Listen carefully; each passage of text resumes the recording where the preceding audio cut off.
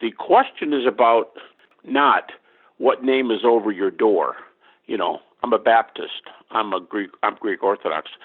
It's not what's over your door. It's the Christian answer, I think, is it's where you are with Jesus.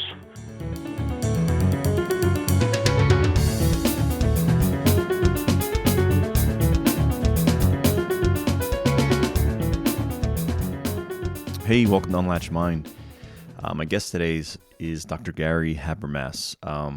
Dr. Habermas is, without exaggeration, the world's foremost expert on the resurrection of Jesus. If you're interested in Christian apologetics or the historicity of Jesus or evidence-based, look on the Christian viewpoint, you've no doubt heard of Gary. Gary and I had a great conversation. We touched on a ton of things. I mean, from the where does the evidence really lead in terms of the death and resurrection of Jesus? Does that crazy thing the Bible says happen? Could that actually have happened? Right? We talk about some of the debates Gary's had with atheists and agnostics, and which really comes across as how just humble and just easygoing Gary is. It was such an easy conversation. I truly enjoyed it. So. Without further ado, let's just jump in. It's my pleasure to give you Dr. Gary Habermas. Well, again, I appreciate your time a ton. Your time is valuable. In fact, I just read recently you were working on a book around 5,000 pages. That's not a typo? Yeah, I haven't counted for a long time because all the chapters are divided. All the chapters are numbered differently, but I think I'm at 4,700 right now. So you're just a glutton for punishment, apparently. So, and this is focused on the resurrection mostly, or what's the? It is, and I don't remember the exact month I started, but one of my chapters was finished in March of 14. So, in 2 months, it can't be less than 6 years. My goodness. Okay, so this. And we're talking.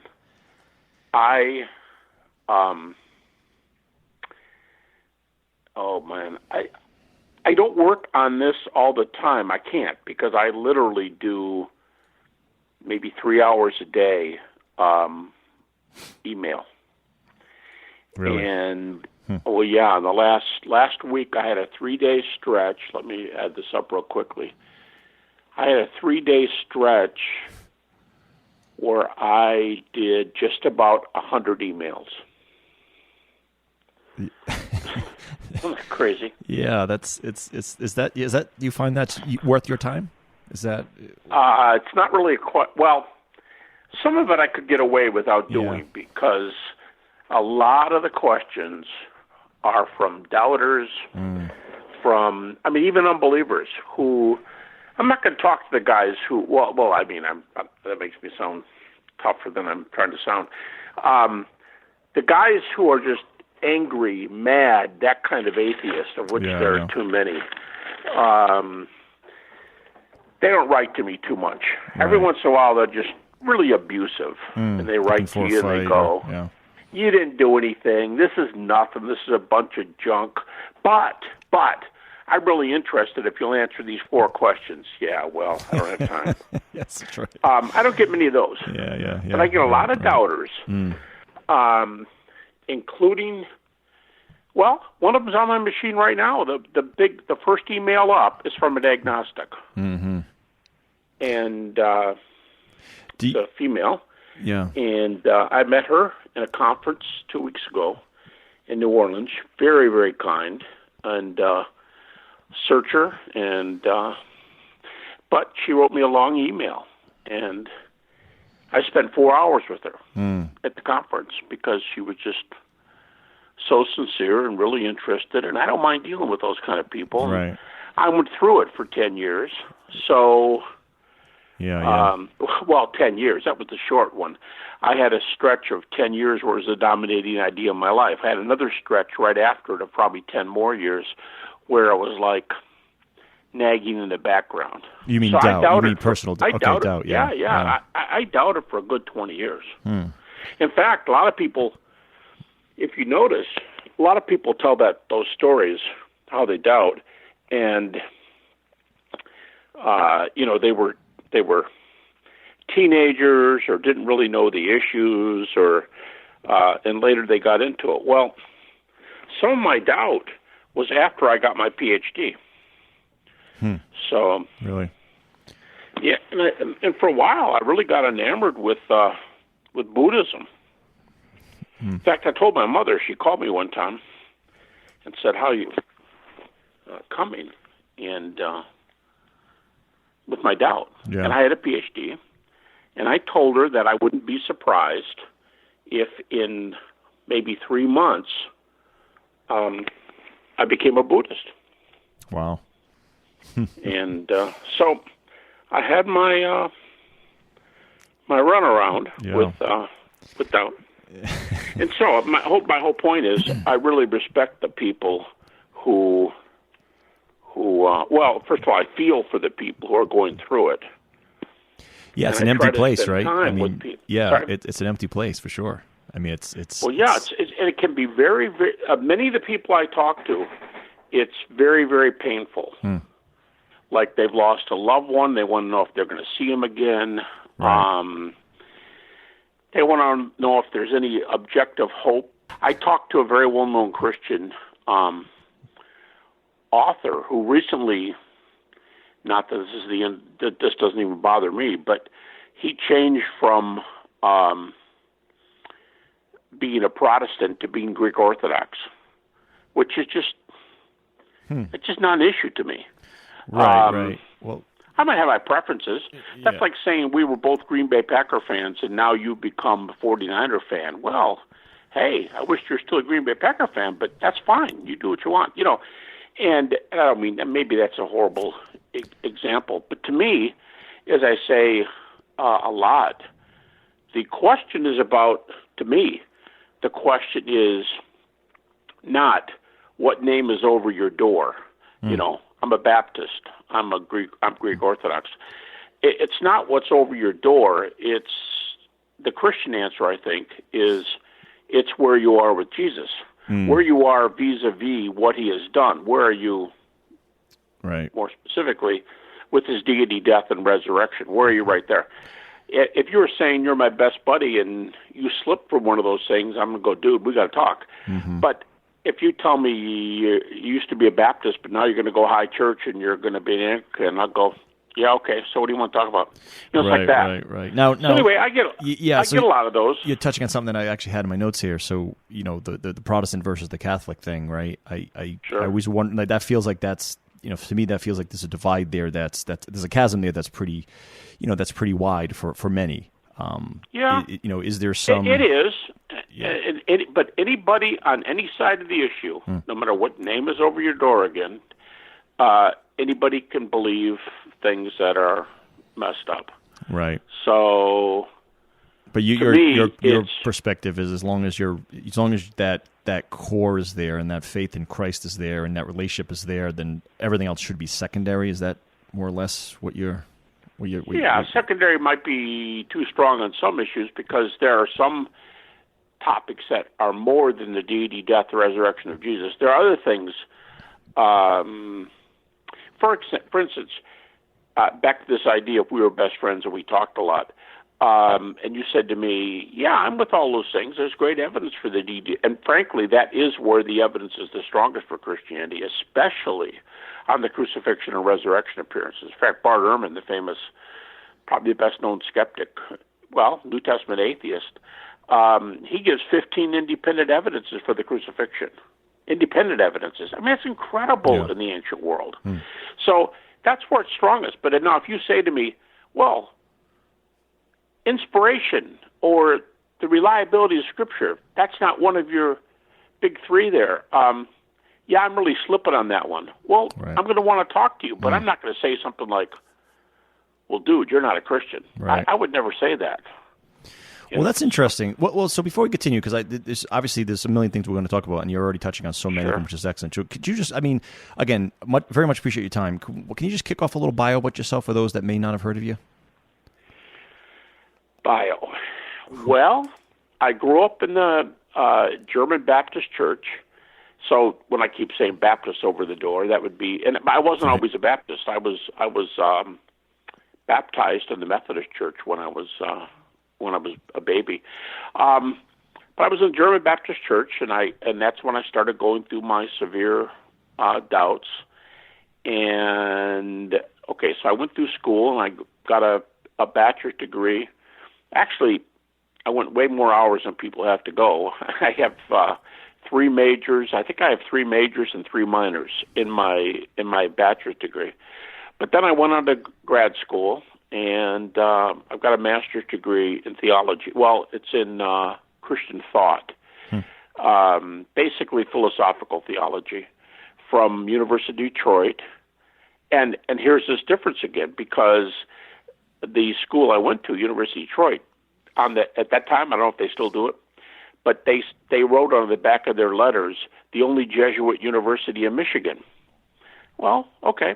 So I got my MA from a Jesuit school of theology, and I did my PhD in history and philosophy of religion at Michigan State University, and they approved a topic of the historicity of the resurrection of Jesus. And I got to stop and count. I think I had 6 people on my committee. That's a lot for a PhD committee, but it was also a long time ago. It was like Middle Ages. It was I finished in 1976. And I'd have to stop and count, but I think I had 6 people on my committee, and I think 3 of them thought the resurrection happened, and 3 of them thought it didn't happen. Interesting. So, yeah, it was a very fair distribution. And maybe the most complimentary guy of my dissertation was a Jewish history professor in the history department at Michigan State.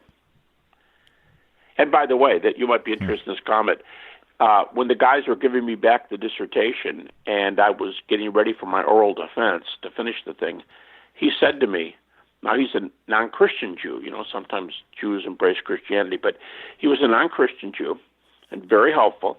And he gave it back to me and he said, I think you've left out the best evidence for the resurrection. And I thought to myself, oh my gosh. Not what you want to hear. What didn't I cover in 350 pages? Because he didn't just say, oh, here's one more for you. Right. He said you left out the best. And number 2, what is a Jewish professor of history going to contribute? So I was really intrigued. Yeah. And as he's handing the dissertation back to me, he says, you didn't say anything about the Shroud of Turin. Well, that's interesting because I had spent some time studying the Shroud, and later, after my PhD, I ended up co-authoring 2 books on the Shroud with the spokesman and editor for the group of scientists that did the 1978 investigation. So anyway, I went on and I got a lot of, I've been publishing a lot. I've done 40-something books. Last time I checked, at least half of them, like exactly half, were on the resurrection. So that's been the topic I've specialized in. And I also work in areas, probably the next area I've done the most research is near-death experiences. I've also done a lot with doubt. And, I'm leaving something out here. But anyway, those are the main historical Jesus. What do we know about the historical Jesus? Those are the main topics I've dealt with during my career. Now, do you engage, you're all over online, obviously. You're super active, so you're everywhere. So folks, if, just a quick Google. Yeah, people tell me that, but to tell you the truth, I don't do it. Yeah, so well, I just researching you, it's In fact, I came across you talking to Jordan Peterson about he had a quote, and I want to. He had a what? He had a quote which is super complimentary. I just want to read it. He said something to the effect of, he had read some article you had written or some piece or some blog, or maybe it was a piece from your book, and he had said, "This is one of the biggest or most significant things I need to consider."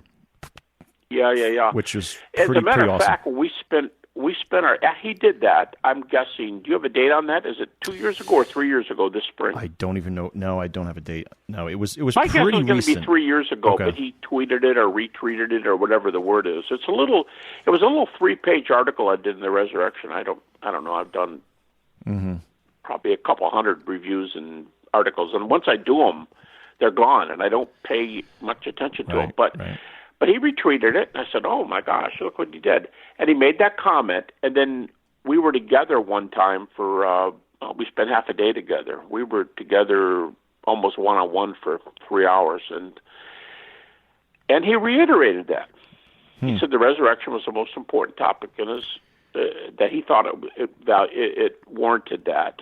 And he repeated it because he came to Liberty University, and that's why he and I were together. Yeah, and I think that's what I had seen. I had seen a small clip of the two of you. I don't remember the exact forum, but it was. Were we on the stage? Yeah. Were we on a platform with like four total people? Yep, exactly. Yeah, he and I and two others. Yes, yeah. Yeah, and we talked about the resurrection, I'm guessing, for maybe 10 minutes of that interview, maybe 5, I don't know. Yep. And he was very complimentary. Matter of fact, he asked me to do a blog with him on the topic. But there was that, and then after he asked me to do the blog, he wrote me an email. He wrote me a few emails, and one of them he said, "Hey, listen now, don't expect to do the blog real quickly." He said, "I'm leaving tomorrow for 47 days on the road." Yeah, that's his life. Yeah. Yep. Yeah, I got a trip next week for a week, and I had a trip 2 weeks ago for a week. Those two don't come to 47 days. Yeah. I really respect what he's doing. I don't even know how you can be away from your base for 47 days. That just sounds incredible. Yeah, it has a cost, I'm sure. I mean, he has a family, but I guess if you're passionate about what you believe in, it makes it worth it. But I mean, yeah. I'm not. Where is he in his faith? Because he's always, and I don't want to make this Jordan Peterson conversation, but I'm always curious because he is obviously psychologist and very good one. But he definitely brings in the biblical angle and Christ as both the deity and as it's tough to really pinpoint where he's at. I mean, do you have a beat? I know you don't have a ton of interaction with him, but I hate to say about what other people believe or don't believe, but I don't. At least when I was with him, I don't think he called himself a Christian. I don't think he thought of himself that way. I think he thought of himself as considering things. Yeah. But I surely can't speak for him. Sure. Yeah. He's a very gentle, very kind, compassionate person, and I know he's very devoted to his wife. Mm-hmm. And I just respect him immensely. Yeah.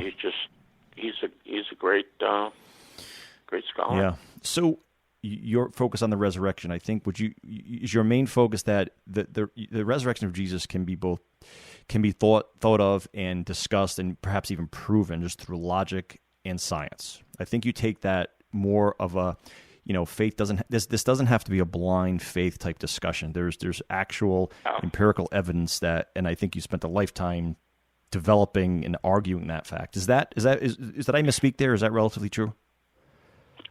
Some of it. I mean, in general, I think I know where you're going, and I would say yes. Okay. The yes part is, I think there's incredibly good evidence for the resurrection. So good that in one sentence, you can take the historical facts, just a handful of them, maybe a half dozen. A dozen would be great.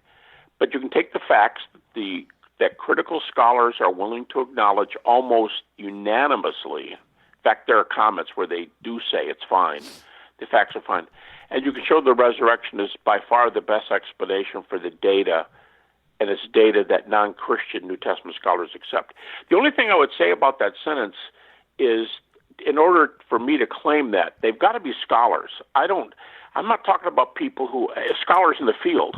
I don't mean someone who has a PhD, but their PhD is in an unrelated field, or people who call themselves scholars, but nobody else calls them that.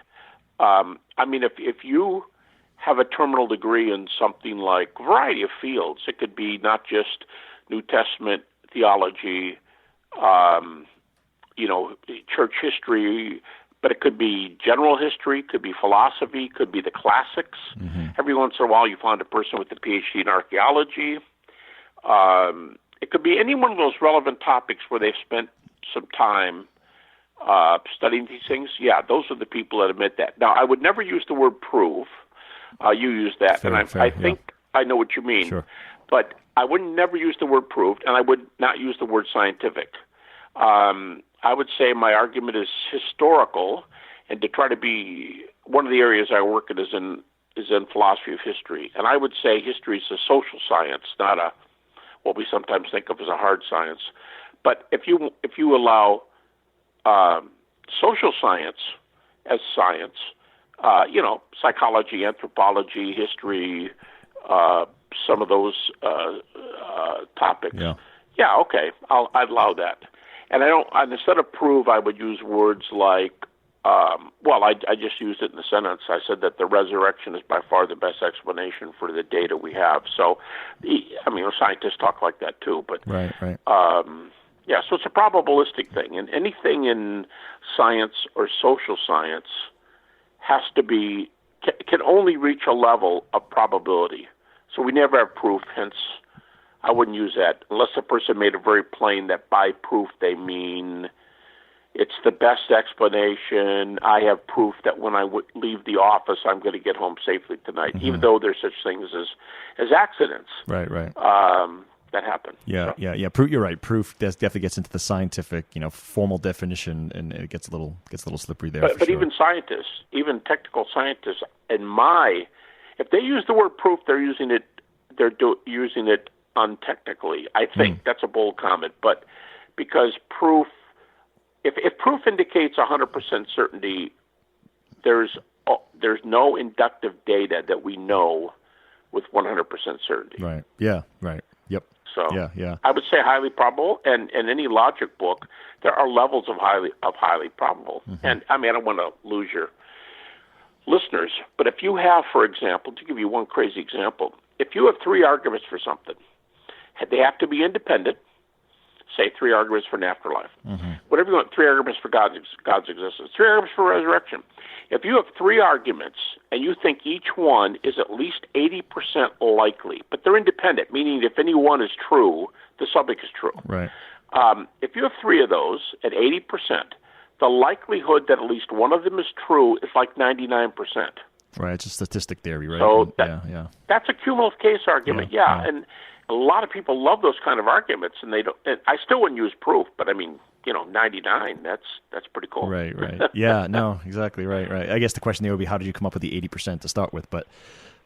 Oh yeah, you'd have to agree on that. Yeah, but if the two of you are talking and you go, well, I don't know how we'd measure 80%, but 80% is 4 to 1. That means it's 1 chance in 5 that it's not true, and if you can't think of alternative data, and it's your field, right. But oftentimes it's a subjective thing, and so if I'm talking to you and I say, well, do you think these 3 are at least 80%? And I get in these real interesting discussions with people, and they'll say, yeah, I'll give you 80 on that one. That one I like, I'll give you 90.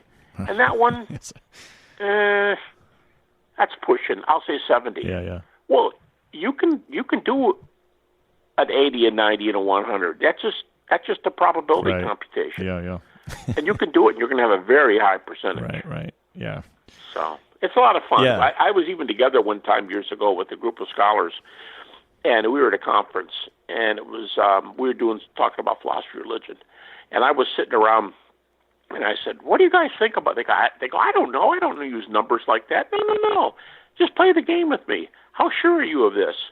And sure enough, after a little bit of talking, the guys went around the circle and started putting numbers on things, just their own view. Yeah. But I would think a specialist who studies those things, they'd have a fair indication of whether they think it's true or false. Right. Yeah. When you say to me, I think that's probably true, I think you know probably what you think you mean by probably true. True, right. So, Yep. It's fun. It's a lot of fun.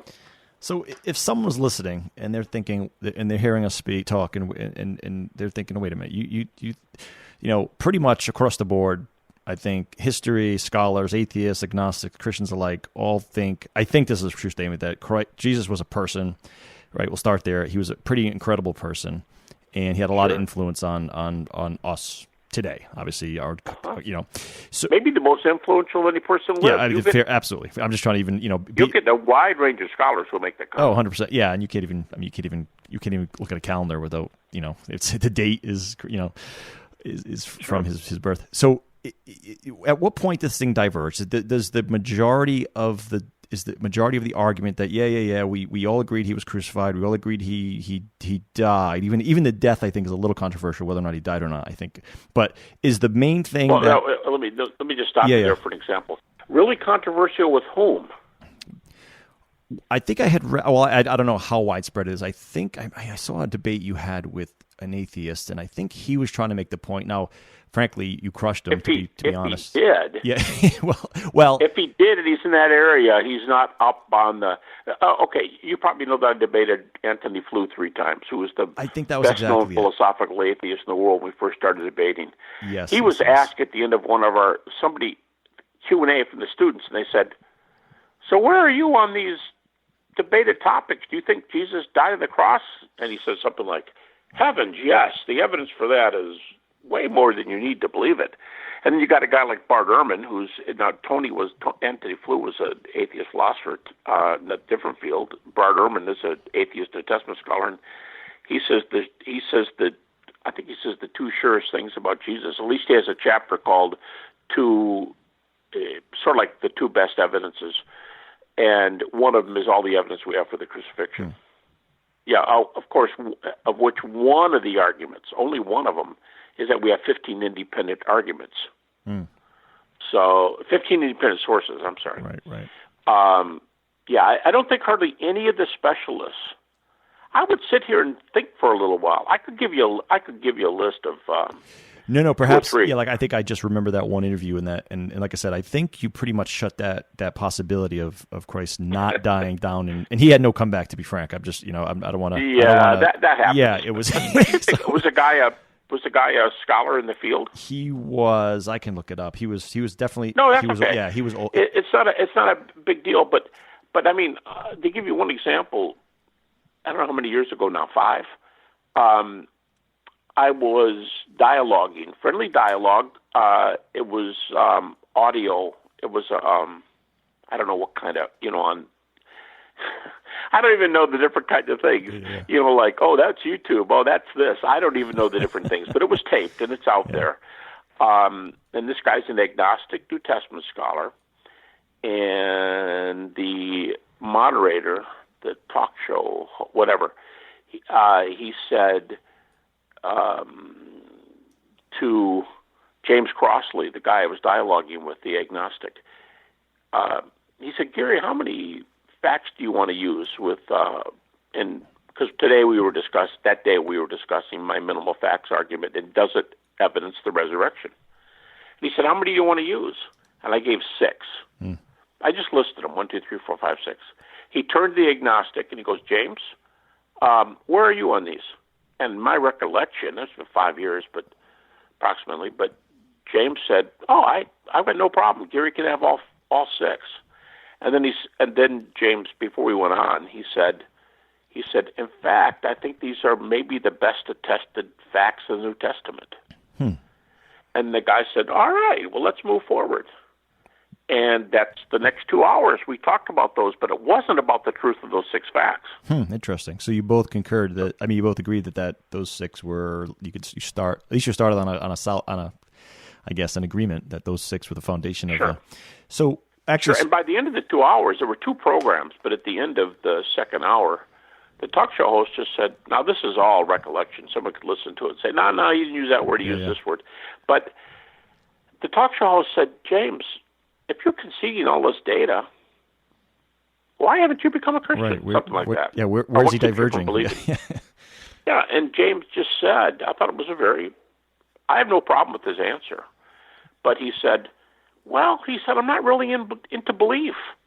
I'm not into belief or non-belief, which to me, he's saying, hey, New Testament's my area. But if you look at his writings, he's interested in New Testament anthropology, New Testament sociology, respected areas. But to say, I grant all those facts, but I don't want to believe, to me, the illustration I always use, that would be like if you were a single guy and I was married, and I think marriage is the best state for adults to be in if they've, got a good person. And I said to you, man, we're best friends.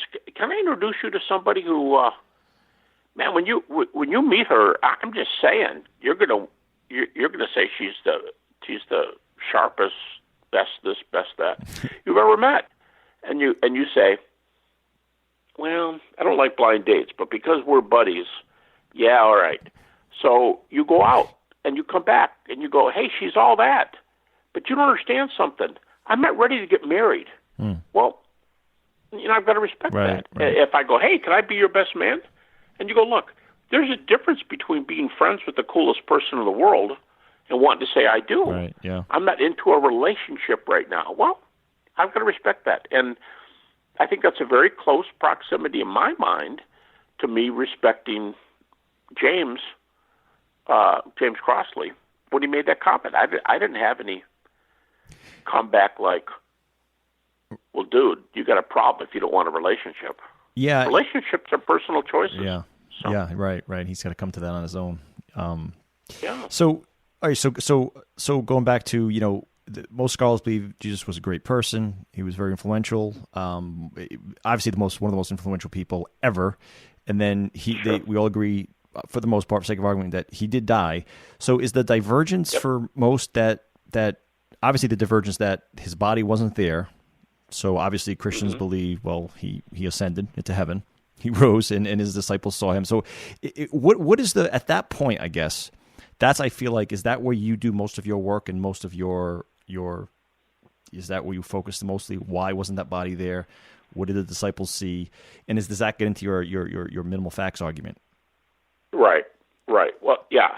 Now, empty tomb would be a part of a larger list. I don't count empty tomb as one of the minimal facts, but to show you how careful I try to be, I've got a chapter coming out in this magnum opus, and I've given the lecture before. I'm sure it's here and there in print. Not written out, but it was taped, and I'm sure it makes its rounds. But I give like a list of over 20 arguments for the empty tomb, where each argument is critically ascertained. Now, what I mean by that is not every critic is going to agree with it, but every critic is not going to, I don't think hardly any critics are going to say to me, that's a stupid reason. You believe that kind of stuff? They're not going to say that. They're going to say, yeah, I can see how you're getting that, but I think you're putting too much emphasis on this aspect of it. That's the way the discussion will go.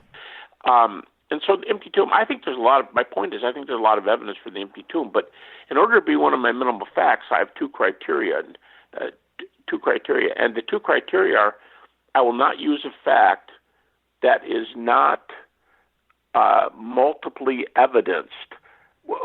If you stick a fact out there, there's going to be a number of facts that back that up. Mm-hmm. And then secondly, though, and here's why the empty tomb has that, 20 arguments. But to use your example, I only use facts that about 90-something% of scholars would agree to. And the empty tomb, because I've done a head count, the empty tomb is somewhere around about 70 to 75% where would agree with it. So I don't use it as a minimal fact because I want almost everybody to be on the same page with me before I put it down. I don't want them to be stopping me in the argument and going, right. I'm not one of those guys. I know the majority does, but I'm not. I'd rather get over that and just say, hey, if we can put these on the table, let's agree before we talk. So what are your minimal facts? The six I used with James and the six I usually use would be Jesus died by crucifixion, and there's virtually not a scholar who is a specialist in this area. I don't care what their beliefs are, agnostic, atheist, believer, different religion, Jewish. For example, a lot of Jewish guys have written on this. Jesus died by crucifixion. After that, his disciples had experiences that they believed were appearances of the risen Jesus. These were reported very, very early. Bart Ehrman gives a list of about a half dozen early statements. They're in the New Testament, but they predate the New Testament. It take a while to explain this, but this is Bart Ehrman talking, the atheist New Testament scholar. So they're in the New Testament, but they were snapped up into the New Testament, but they predate it. I'll give you a quick example.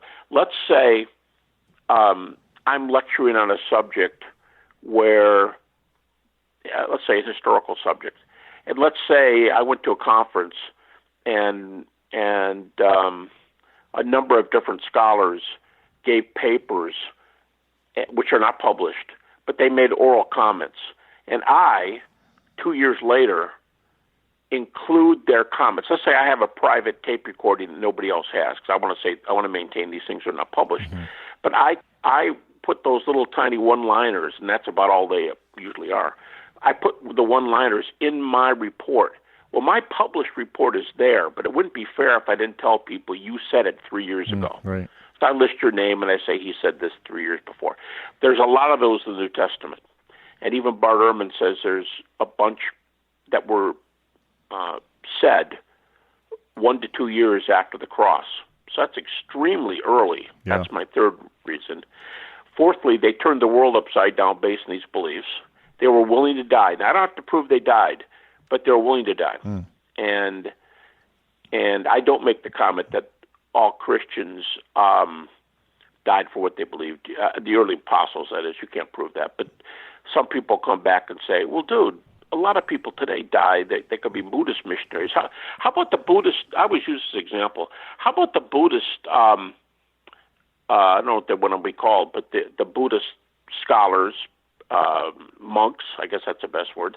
How about the Buddhist monks who set themselves on fire protesting the war in Vietnam? Mm-hmm. Right. I mean, you know, I may or may not agree with them, but it's very honorable to you know. Okay, they say, what about those guys? Well, yeah, people today die for all kinds of reasons, but the disciples had a big advantage because if the topic is did Jesus rise from the dead, with all due respect, I don't want to know what Buddhist priests think about that. I don't want to know what Baptist ministers think about it. I want to know what the guys thought about it who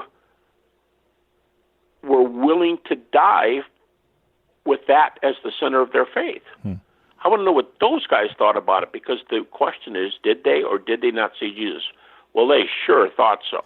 Well, that's for three. me. And I'll just push you 1 second because that was always one of the Sure, things that really, I mean, for me, I found so just baffling that folks could at least, you know, challenge that the disciples believe that, right? So you can argue all day long, maybe did it happen, did it not happen, but to say the disciples didn't think that, I mean, they were getting, I mean, they weren't dying easy deaths, right? I mean, they were being stoned to death, crucified upside down. There was, you know, and if this was, I always think if I'm lying about something or I'm just going with something or I'm in on it, and then someone starts to hang me upside down or set me on fire, whatever the heck they were going through, I raise my hands, Aaron, I'm out. I was just kidding.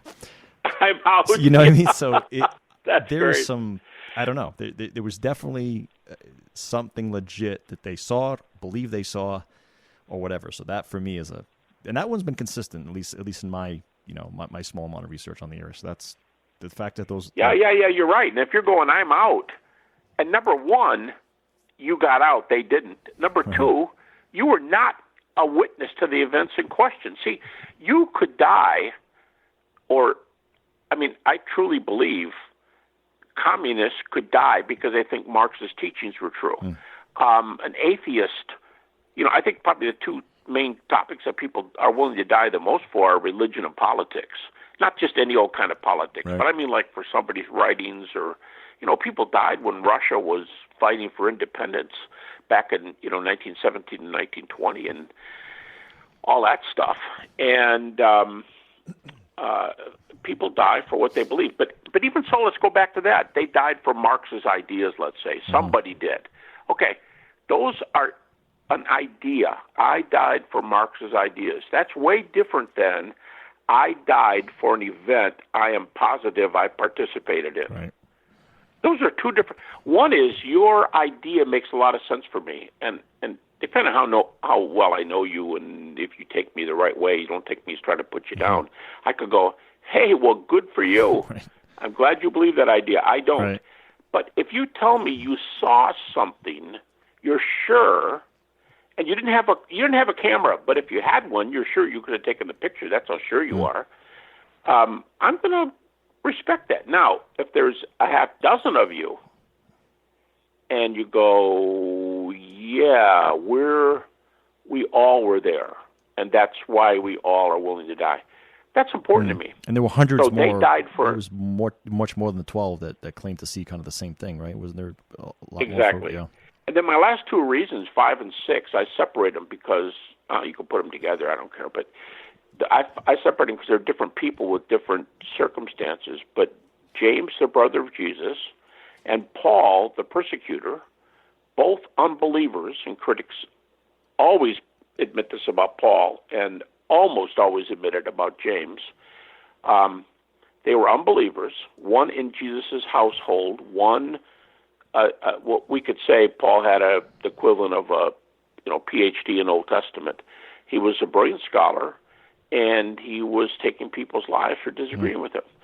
And those two guys became believers, and I would simply repeat my phrase from the second argument. They became believers because, like the apostles, they believed that they saw appearances of the risen Jesus. Right. And then you got to explain why somebody in that situation, a family member and a persecutor, are guys with very special qualifications. Right, yeah, right. And so those six, and those are the six that James said to Justin Briley, the moderator. He said, he goes, yeah, they're very well evidenced. I'll grant you all of them. So that's the six I use. Now, I have another six that I often put out there, and empty tomb was one of those. I don't call them the minimal facts, but I think they're in the next, I think empty tomb would be in the next group of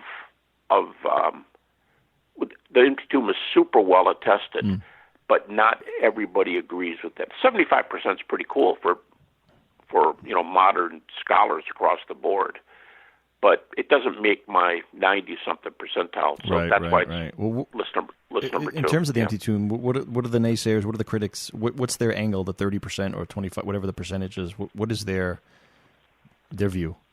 That it was not empty, or that it was a hoax, or what? You got you've got some scholars who believe that Jesus was probably not buried in a stone tomb like all four Gospels say, but that he might have been buried like most Jews. Most of the stone tombs were almost all of them, in the Jerusalem area. But around the country, burial was exactly what you'd think it would be. They would put a rectangular hole in the ground, and you put a body in there and cover it up. That's a cemetery. And some people, very few, think he was his body was a crucifixion victim, so his body was probably thrown in the trash heap in Jerusalem, what was always smoldering and burning from garbage. And you could throw dead bodies in there,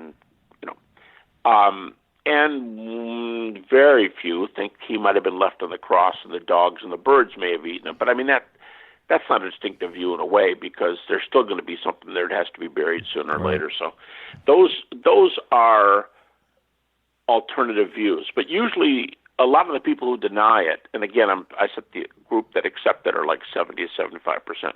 But usually the guys who deny it, they don't go into all that detail. They'll just say, yeah, I don't know if your sources are that good. Or one probably favorite response is, I think Mark made the story up. And Mark, because most New Testament scholars think that Matthew and Luke used Mark. Now, John was independent. John also has an empty tomb. But they'll just say, yeah, I think Mark came up with that on his own. And that's like not a huge explanation. What I mean is there's not a lot of data, and not a whole lot of guys say that. But it's strange, because a guy did a survey, and the majority New Testament view is that Mark had a pre-Markan source. That's what it's called, a pre-Markan passion source. And Mark used a document. Let's say Mark was written between 65 and 75 A.D., which is 35-ish years after the cross. And that's the common date given. They think Mark had a pre-Markan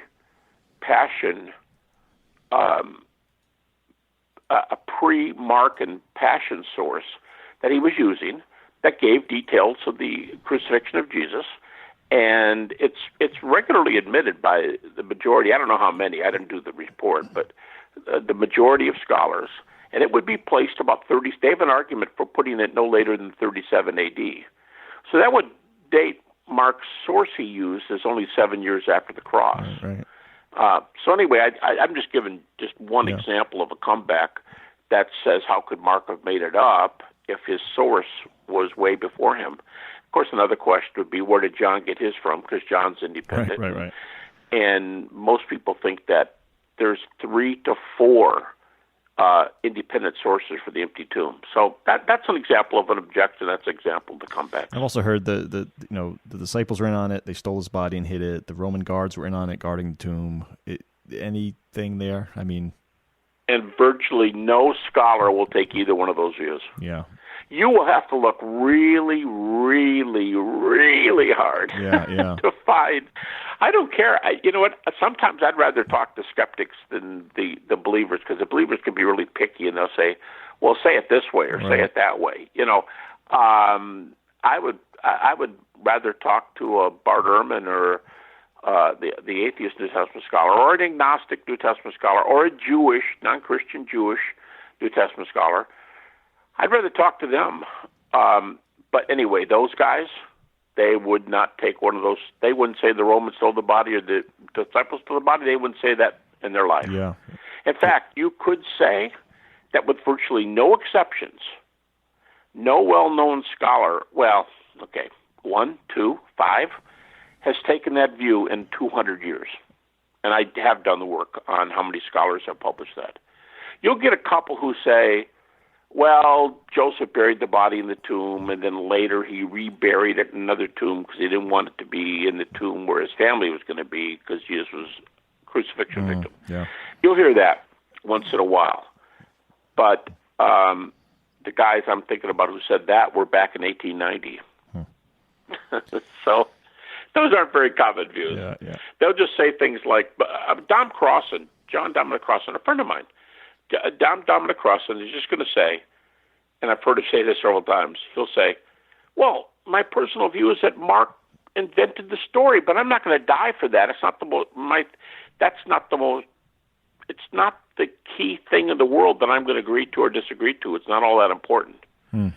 But his view is that Mark invented it. I just don't know how you can say that when you think that Mark had a source that's much earlier, John's earlier. Not earlier. John's independent. I don't think it works, but he can believe that. Well, as you're speaking to as many people as you do, have you hit a debate where someone was an atheist or an agnostic, or anyone that's brought up something that kind of, I don't want to say stumped you, but made you think and go, man, I gotta that one hurt a little bit. And hurt meaning I better beef up on this one. Yeah. Like, oh crap, I wish this wasn't live, or just made you think. Yeah, I'm not trying to sound like, I'm the paragon of truth on this subject, and what you do with my view determines how smart you are, how true you are. I don't think of myself that way, but so I'm not trying to sound cocky at all. But I can't remember anything like that. And I've had, I think I counted a year or two ago, I think I've had 45 debates, almost all on this subject, or at least most. And we're talking either in writing or orally, because I have written debates too. Orally or in writing, where there's, where I'm dialoguing with somebody. And it could either be a formal debate, timed responses, or it could be a dialogue. I much prefer a dialogue to a formal debate. I'm tired of guys getting 15 minutes, 8 minutes of comebacks, 4 minutes of comebacks. And except for the 8 and the 4, they hardly even talk to each other. Right. They just talk. Right. And so when they're done, you go, you know what? I listened to you guys for 3 hours, and I'm not sure you guys answered the main questions. But if you're sitting there dialoguing, like James Crossley and I were for these 2 hours, he's the agnostic again, and he's, last time I heard, the editor of one of the most prestigious journals. That means he's a specialist in this area, but he was, at least last time I remember, he was the editor for the Journal for the Study of Historical Jesus, which is an interdisciplinary. It's got believers and unbelievers, at least in these events we're talking about, who are writing. And we had a dialogue. And to me, that's, what you would do over a cup of coffee Right. the kind of thing I think I really enjoy. Yeah, most. it's the only way to really formulate ideas and not be stuck in a gotcha. Oh, I wish I missed that bullet point, or I didn't get that. And Yeah. that's yeah. I would actually, let's say you and I were talking. Let's say we're doing this, and you and I are talking over coffee, and I didn't even know where you were coming from belief-wise. Let's say, and we're done. I'm gonna go. Hey, well, Vinny, enjoy talking to you, man. And you say, hey, Bob over here just informed me that he's been running this tape recorder the whole time. Are you okay with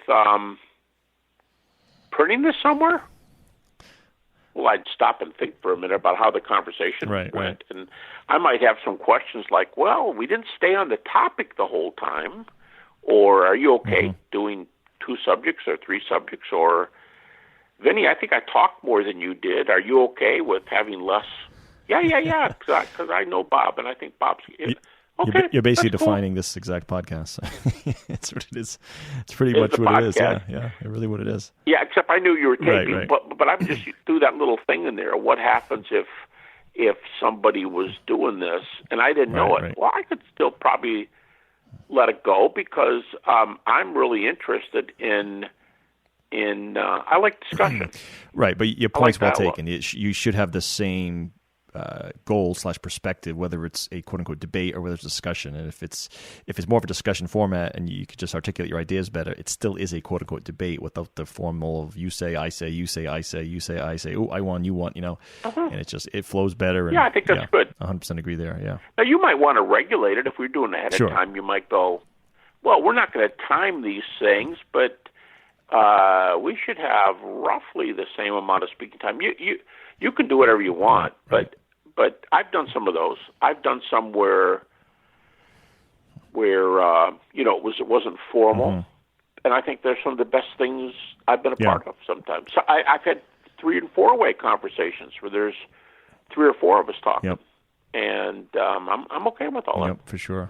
I mean, just go back. I'm getting increasingly tired of it. By the way, I don't like again, I like the dialogue, but I get. That's why I say it'd be better if I didn't know it was being taped and then you ask me later. Because I don't like the stress of, all right, I'm talking to this guy. How well known a scholar is he? Oh, he's real well known. He's got 3 books on this area you're writing about. Oh, no, now I got to stop what I'm doing and read all this stuff. I don't like that kind of pressure. Yeah, no. Well, going back to, did you get stumped? Yeah, I did Google. I looked for you getting stumped, and I couldn't find anything. So I was hoping I missed something. But Google Habermas stumped. Habermas, atheist owns Habermas because I think it's a fascinating topic. Richard Dawkins, Sam Harris debates John Lennox or Ravi Zacharias, Gary Habermas. Yeah. That's for me. That's just it's an entirely fascinating subject. And now some of those guys, and I number atheists and agnostics among my good friends. Tony Flew was a really good friend of mine before he passed away. Best known philosophical atheist in the world. I think there's a number of unbelievers who would tell me he and I are friends. In fact, I'm not ready to mention the guy's name right now, but because we're right in the middle of it. But one of the best known ex-evangelicals who is an atheist now, a very committed atheist. We are we're doing some things right now that are just like really cute, and with sort of like, will I recommend a book he's written, and will he recommend a book I've written?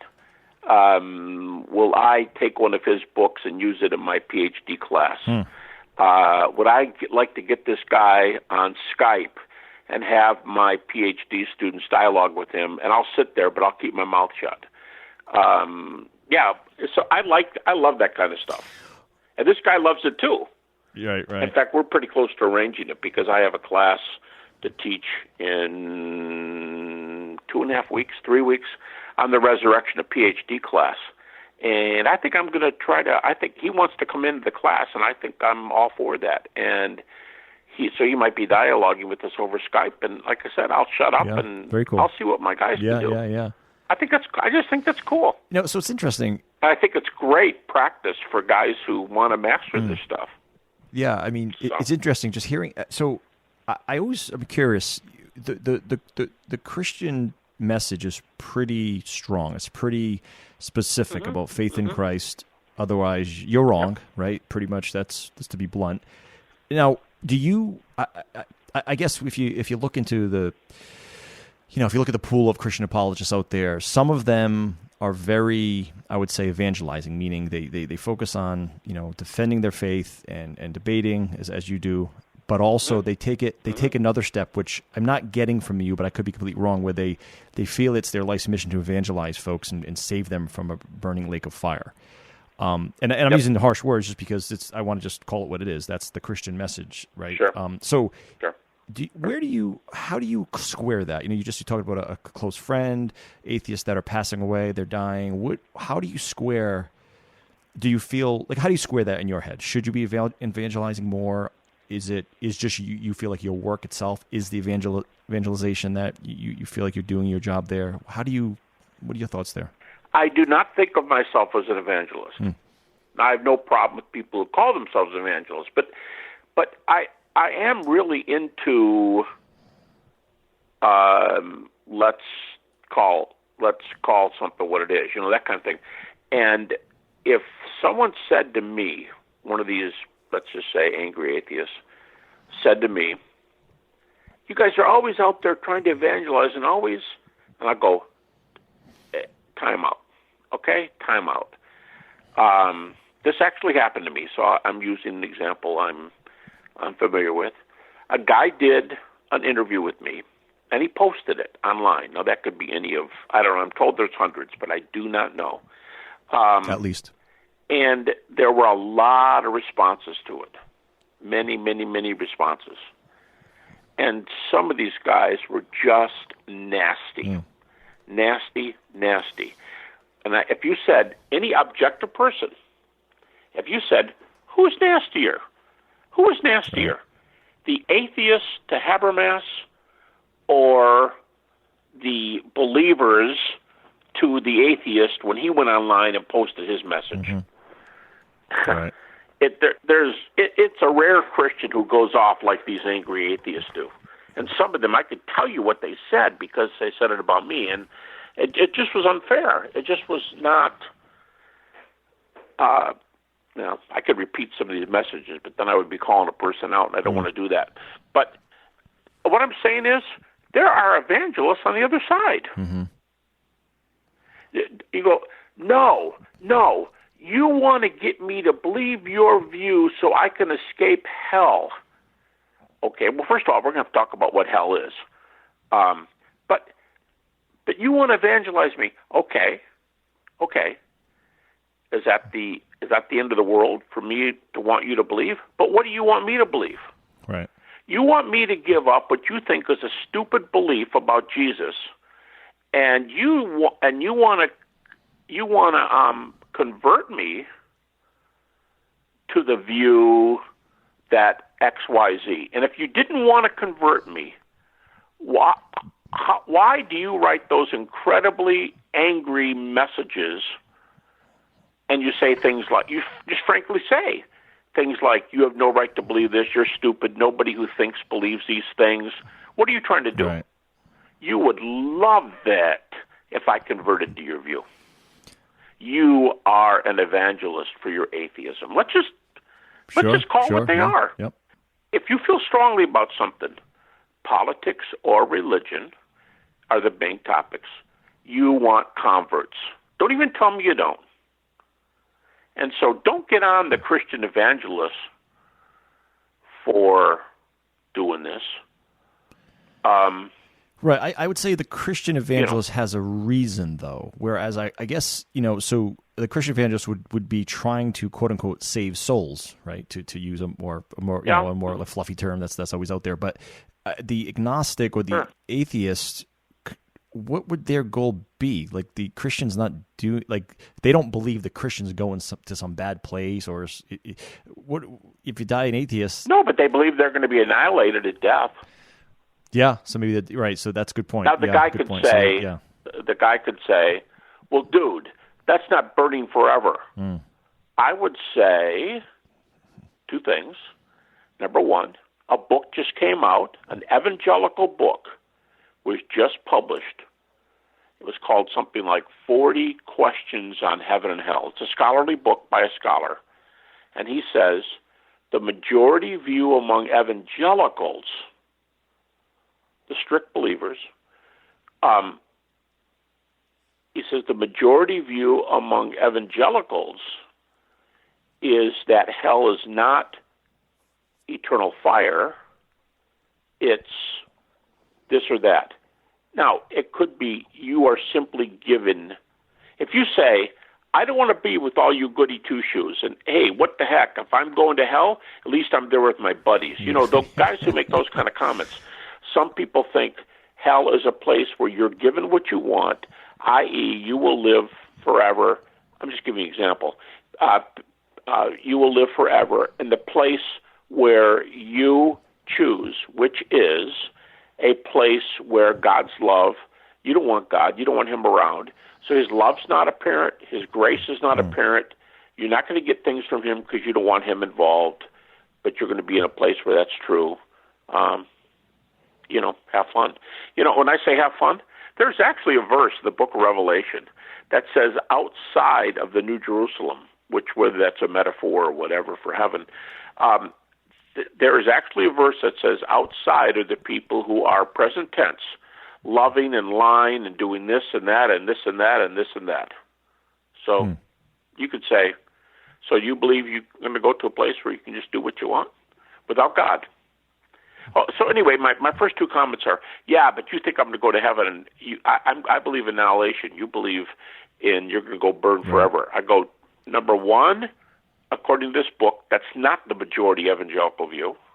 And number two, psychological studies often tell us that the worst fear of death is non-existence. So if you believe in annihilation and you think that's a gift, it may be the scariest thing in the world for people. Yeah. So don't tell me you've got this privileged view and I believe a bunch of stupid stuff and you don't.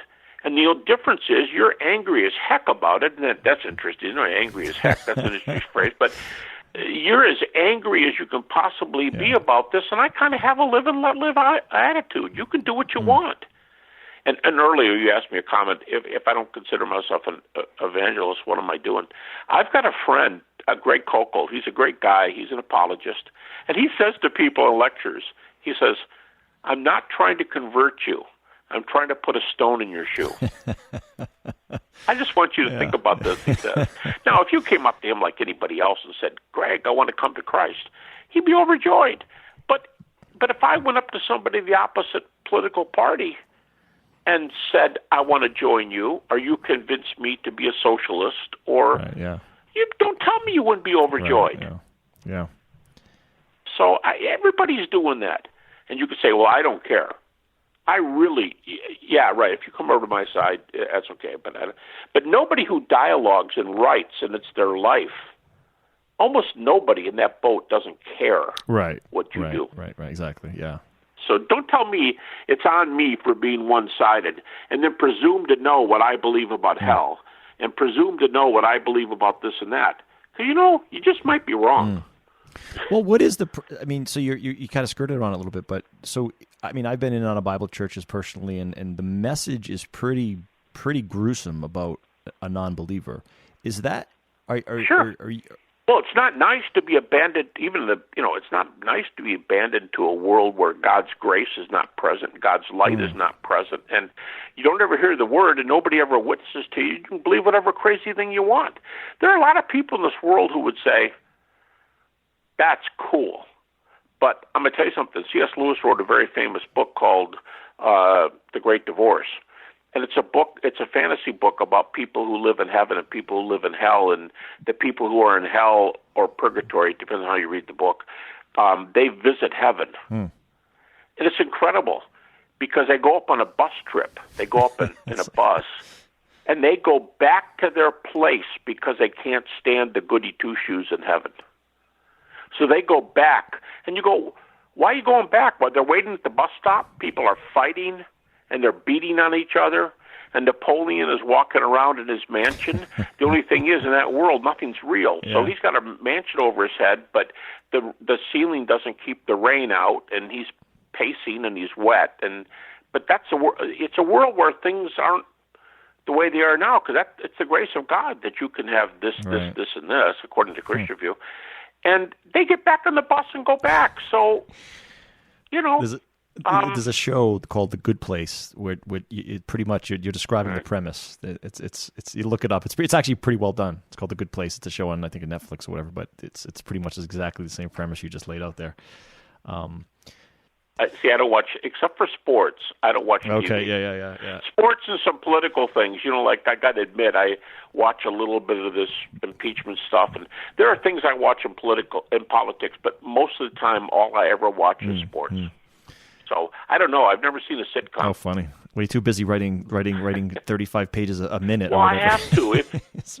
If I'm going to write those and I hate to say it, but it's not just writing that book. Like I said, if you're going to do email 2 to 3, when I get off the phone and go back to my email, I could very well have 15 messages. Yeah. No, I and I usually do those before I do my writing, which I just don't want to be thinking that 15 people knocking on my door. Yeah. It kind of bugs me. I'm probably obsessive like that. What if someone said, "I'm email obsessive"? Yeah. No, it's probably a thing. Well, when we first spoke, I kind of almost, I guess, indirectly recommended that you don't read all your emails because it's not productive. Then I realized, I wouldn't have gotten in touch with you and had this opportunity to record with you if you didn't work. So I said, maybe I should stop talking. Yeah, there's that, and there's a lot of hurting people who are doubters, like this agnostic. I said when I go back in there, it's probably covered up now, but the lead person is an agnostic who's one of the kindest people I've ever met in my life. And she's asking me questions, and I don't say, "Hey, stop it and come over to my side." I just answer her questions and push send. Right. And so I got that.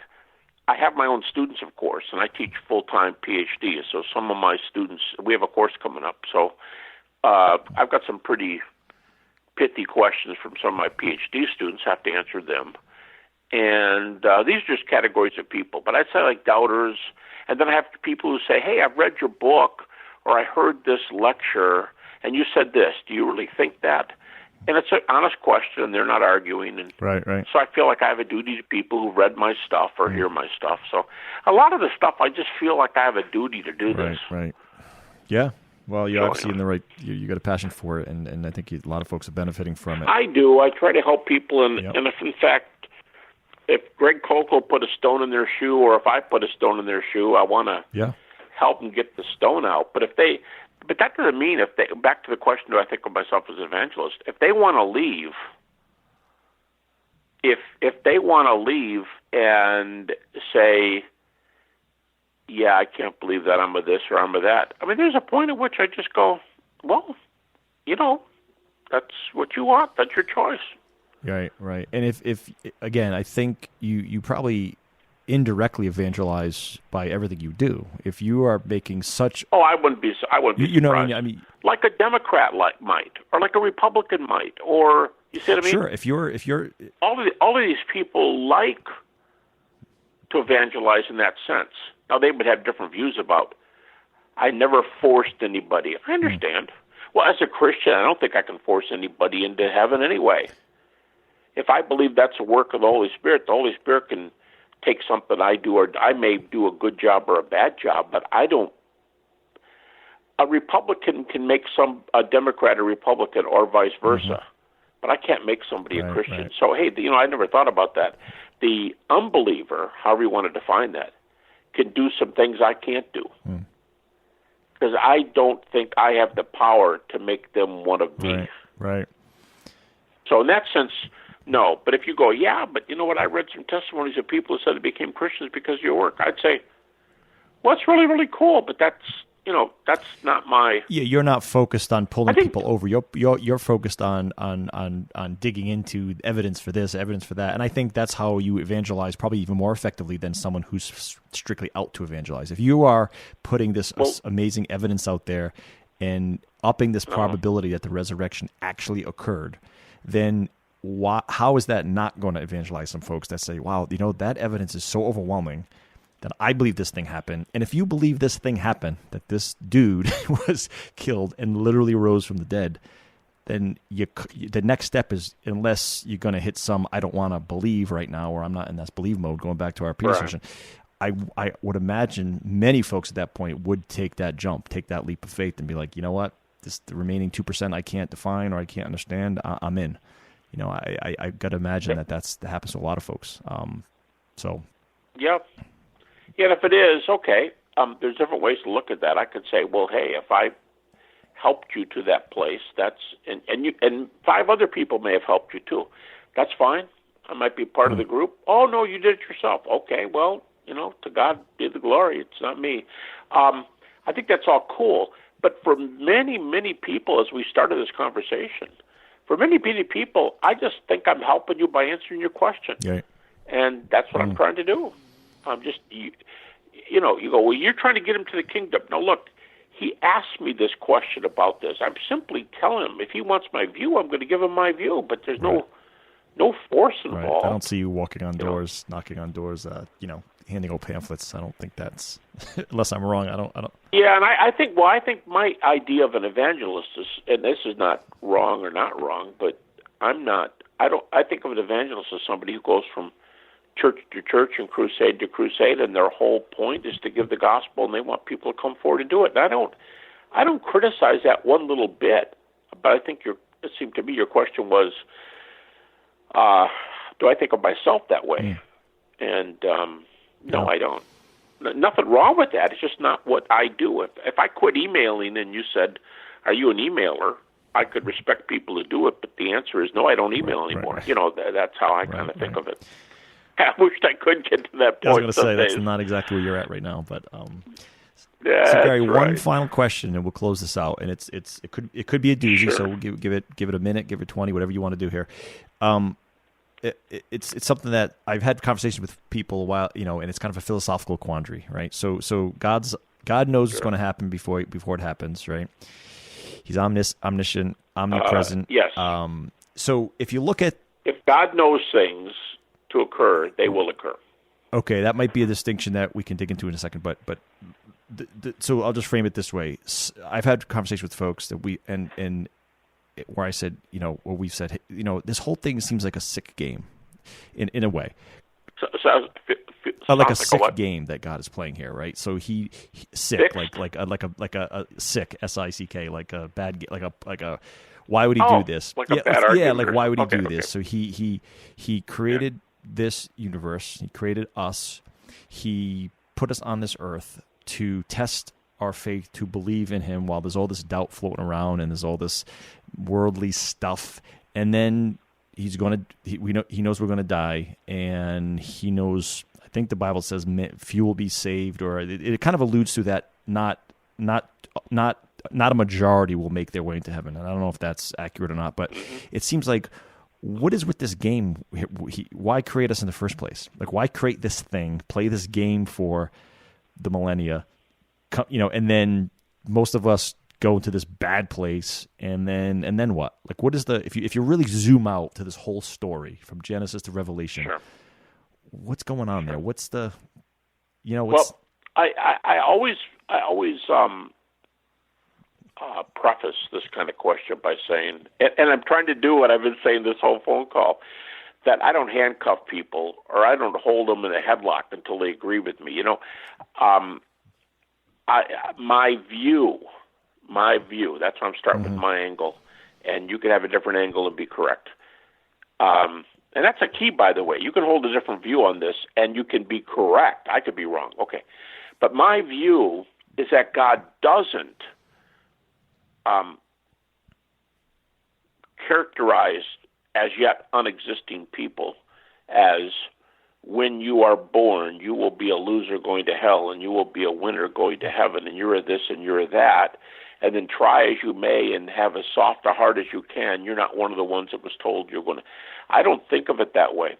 So if God knows somebody will be, let's just say it directly, if God knows somebody will believe in him and some will not. If God knows that to be the end situation, it will be the end situation. But here's what changes the whole thing. Why does he know that?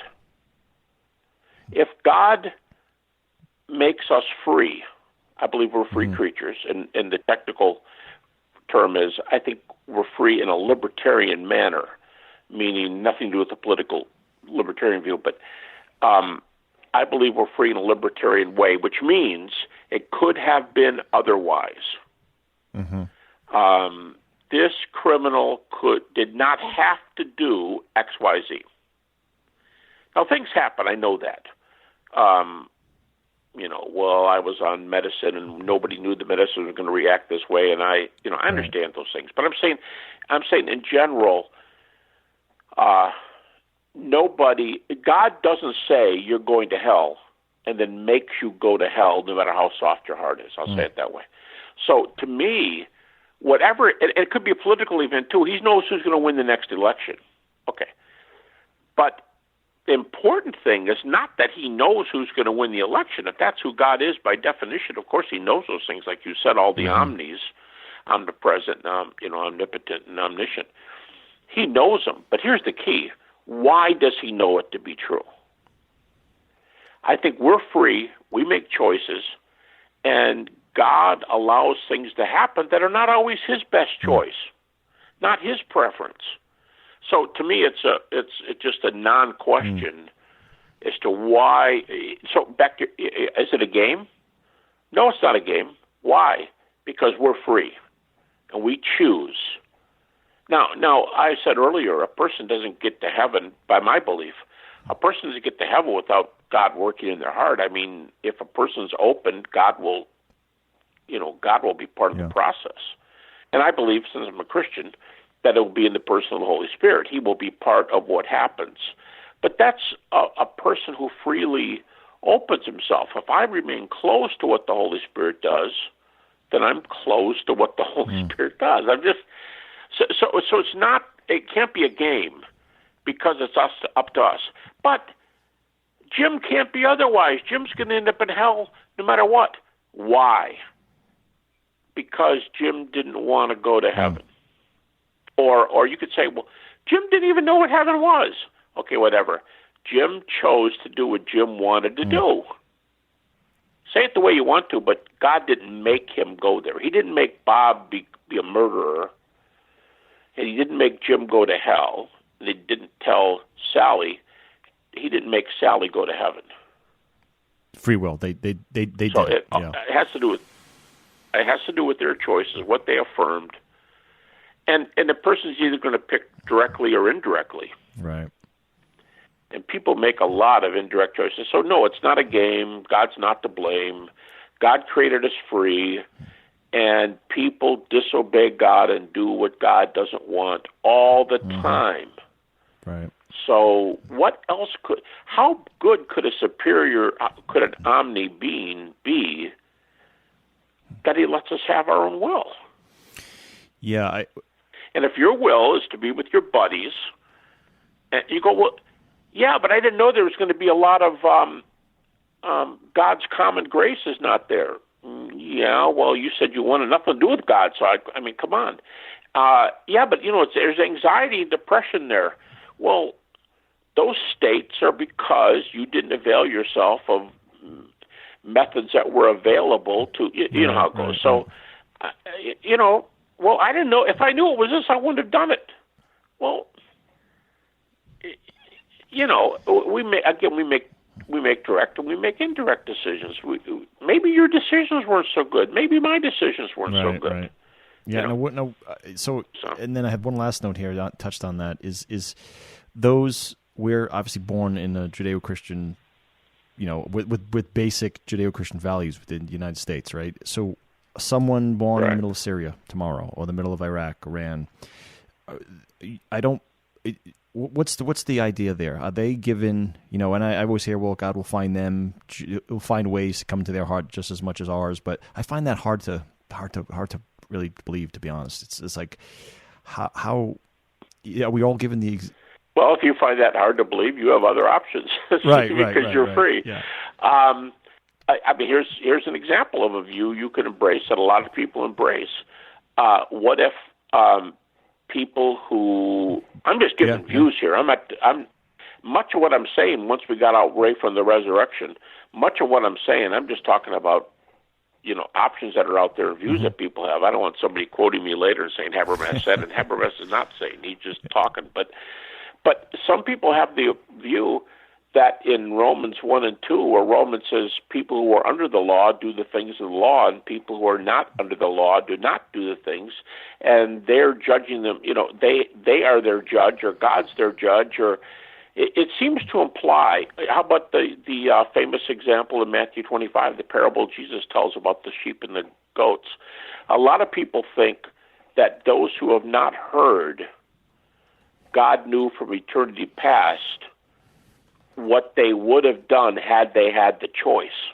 And you go, well, how does he know? Well, he can see from your actions. It's not good works. It's not, you're saved because you were good to this person and good to that person, and not good to this person and not good to to that person.